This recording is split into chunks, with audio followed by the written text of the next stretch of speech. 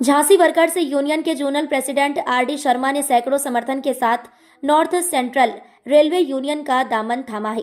इस दौरान उन्होंने कहा कि वह रेलवे के संगठनों में कई महत्वपूर्ण पदों पर रहे हैं, परंतु कर्मचारियों के हित के लिए जो लड़ाई यह यूनियन लड़ सकती है वह कोई और नहीं। श्री शर्मा का कहना है कि इस चुनाव में North Central Railway Men's Union की जीत पक्की है।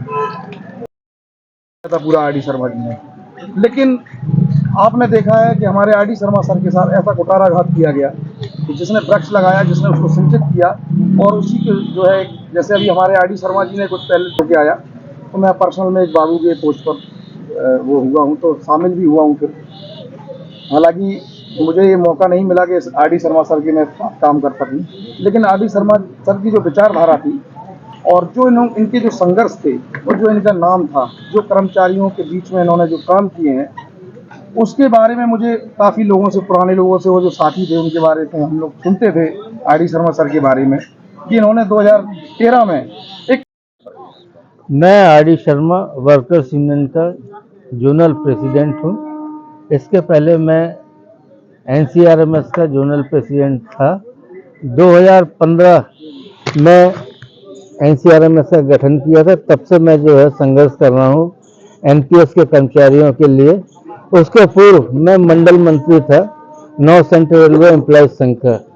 2017 में मानता के लिए जो चुनाव हुए थे उसमें 240 वोट से एनसीआरएस हार गई थी। तत्पश्चात जो है पिछले 5 साल जो है संघर्ष किया गया।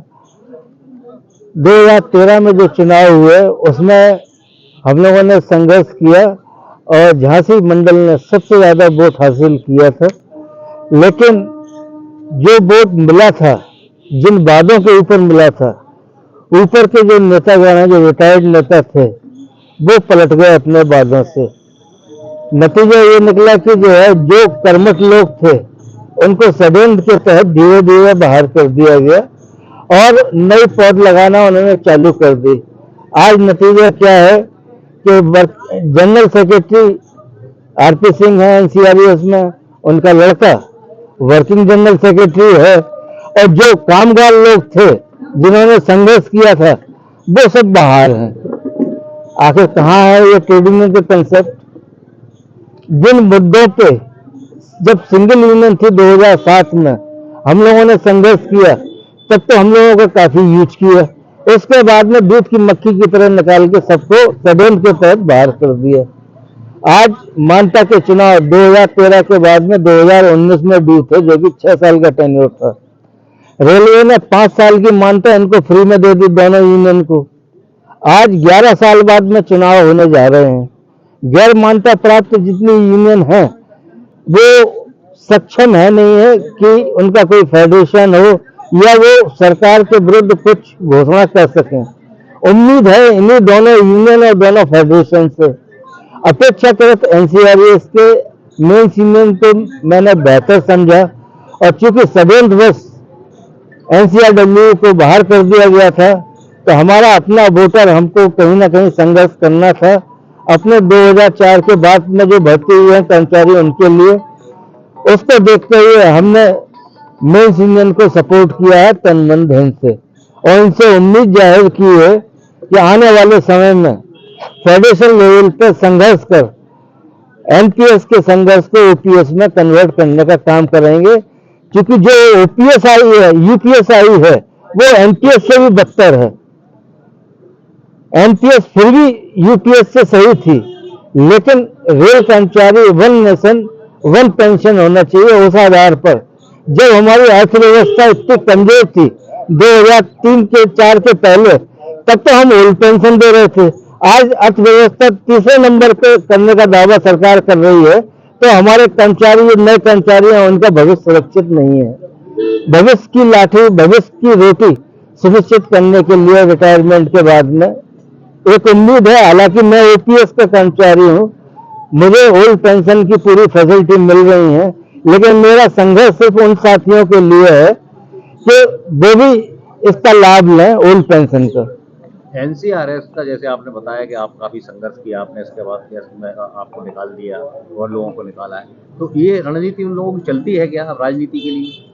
देखिए, जो यूनियनें हैं संविधान अपने अनुरूप बना लेती हैं और जो नया कर्मचारी है वो अनभिज्ञ रहता है, उसकी जानकारी में ही नहीं रहता कि कब किसका भविष्य सुरक्षित है कि नहीं।